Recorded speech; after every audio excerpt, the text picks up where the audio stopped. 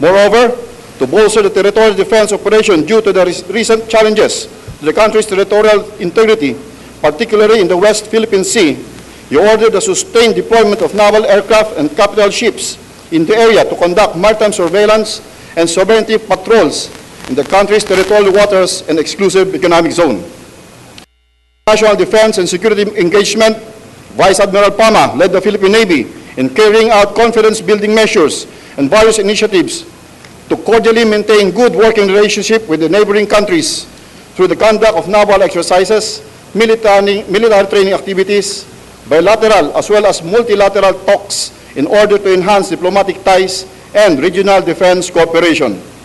The command has also sent an all-Navy contingent to the United Nations Stabilization Mission in Haiti as part of the Armed Forces of the Philippines humanitarian assistance and peacekeeping operation. Overall, Vice Admiral Pama has instituted significant and genuine reform which contributed to the realization of the Philippine Navy's aspiration to achieve its vision of having a strong and credible Navy that our maritime nation can be truly proud of. By these achievements, Vice Admiral Pama earned the respect of the regional and international Navy partners, the Philippine government, and of the Filipino people. By command of General De Llosa, signed Rolando G. Junco, Brigadier of the Philippines, the Adjutant General.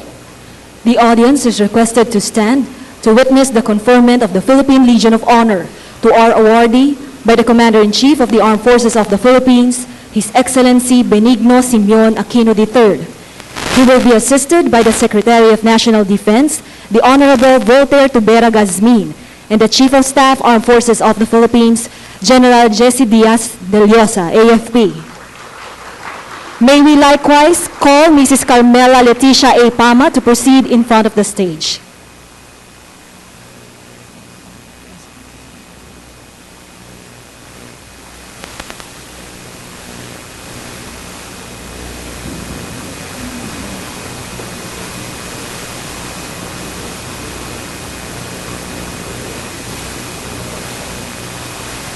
Ladies and gentlemen, let us all give a warm round of applause to our awardee, Vice Admiral Alexander Patino Pama, Armed Forces of the Philippines.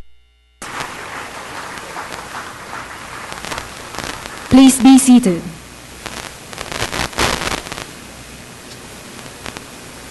At this juncture, we will now proceed with the change of command ceremony. The Adjutant General, AFP, will now read the relief and designation orders. The Headquarters, Armed Forces of the Philippines, Camp General Emilio Aguinaldo, Quezon City.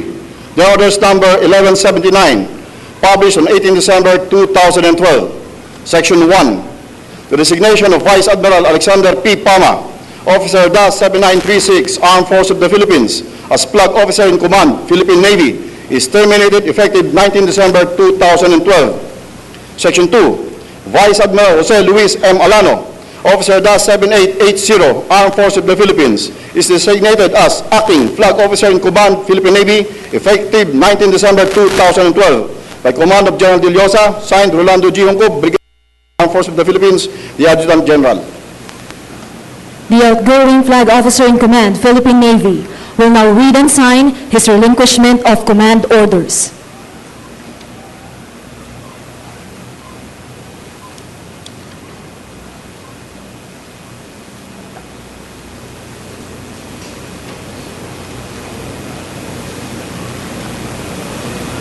Headquarters, Philippine Navy, Office of the Flag Officer in Command, Philippine Navy, Naval Station San Andrada, 2335 Ross Boulevard, Manila.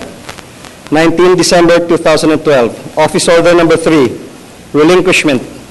Pursuant to Section 1, Para 1, General Orders Number 1179, General Headquarters, Armed Forces of the Philippines, dated 18 December 2012, I hereby relinquish command of the Philippine Navy effective this date, and I sign in your presence.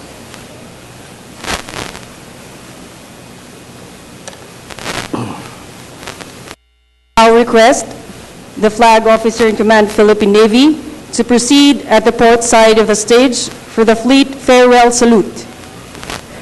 May we also request the audience to stand.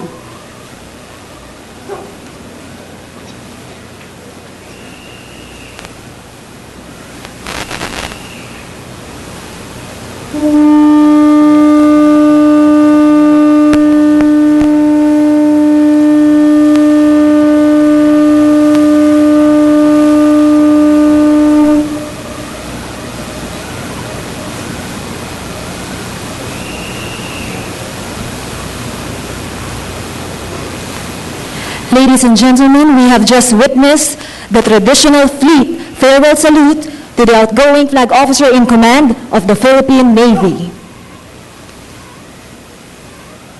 Please be seated. Now, the outgoing flag officer in command of the Navy directs the acting Command Master Chief Petty Officer, Senior Master Sergeant Romeo A. Silagan, Philippine Navy Marines, to haul down his personal flag. Master Chief.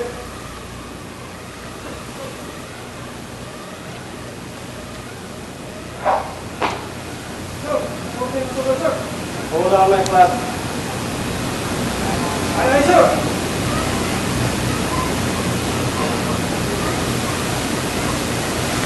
The custom of flying the personal flag at the masthead to designate the command of a flag officer is more than twice as old as the Navy, dating well back into the Middle Ages.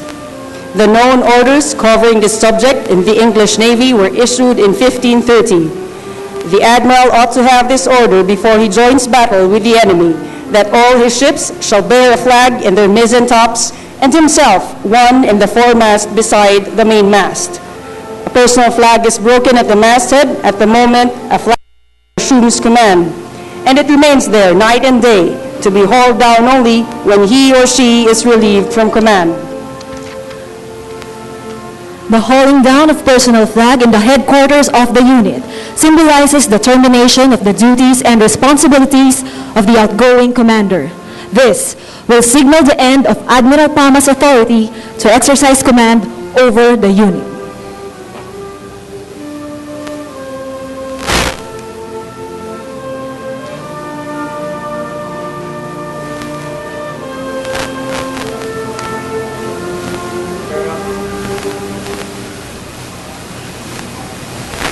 At this point, the outgoing flag officer in command, Philippine Navy, will pronounce his readiness to relinquish his command. Admiral Alana, I am ready to be relieved. The incoming flag officer in command, Philippine Navy, Vice Admiral Jose Luis Montalvo, Armed Forces of the Philippines, will now read and sign his assumption of command orders.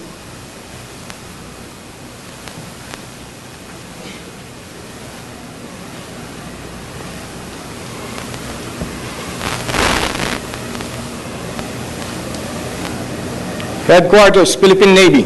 Office of the Flag Officer in Command, Philippine Navy. Naval Station Jose V. Andrada, 2335 Rojas Boulevard, Manila. Dated 19 December 2012. Office of the Flag Officer in Command. Office Orders, number 0-4. Assumption. Pursuant to Section 2, Paragraph 1, General Orders number 1179, GHQ AFP, dated 18 December 2012, I hereby assume as acting flag officer in command, effective this date.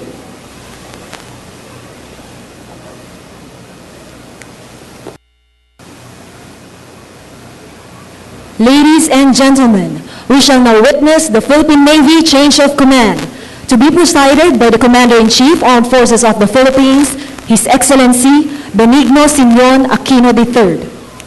Vice Admiral Palma, I am now ready to lead this ship.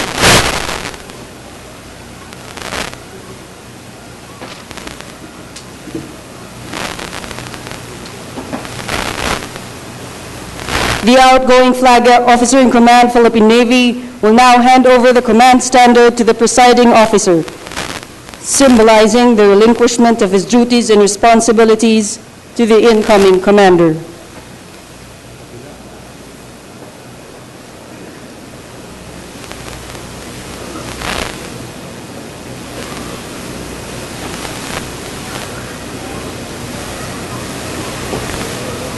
Upon receiving the standard, the presiding officer hands it over to the incoming flag officer in command of the Navy, signaling the start of his assumption of duties and responsibilities.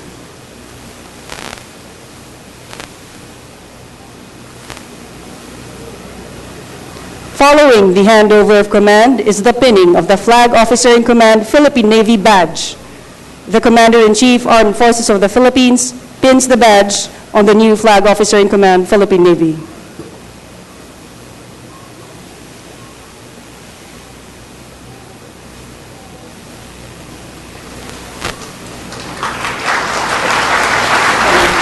Ladies and gentlemen, a rite of passage has just been concluded.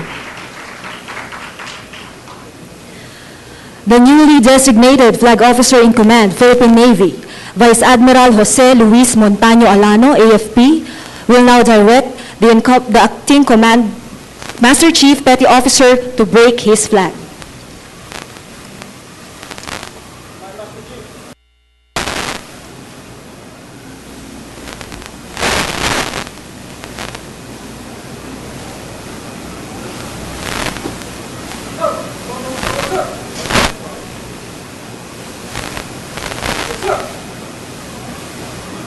The breaking of personal flags symbolizes the start of his duties and responsibilities as the new Flag Officer in Command, Philippine Navy.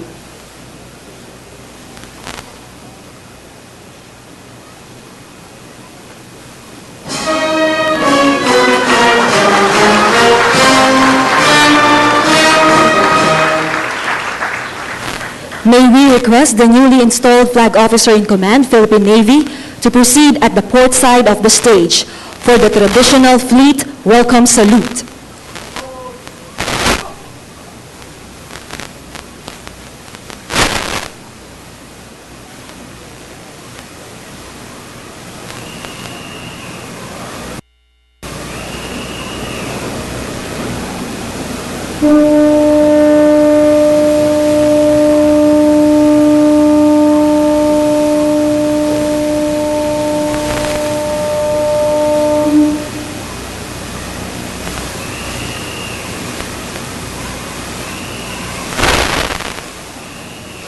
Ladies and gentlemen, we have just witnessed the traditional welcome salute rendered to the 33rd Flag Officer in Command of the Philippine Navy, Vice Admiral Jose Luis Montaño Alano, Armed Forces of the Philippines.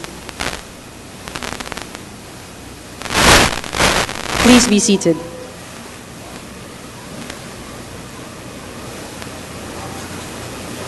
Ladies and gentlemen, to give his remarks, let us all welcome the new Flag Officer in Command, Philippine Navy, Vice Admiral Jose Luis Montaño Alano, Armed Forces of the Philippines.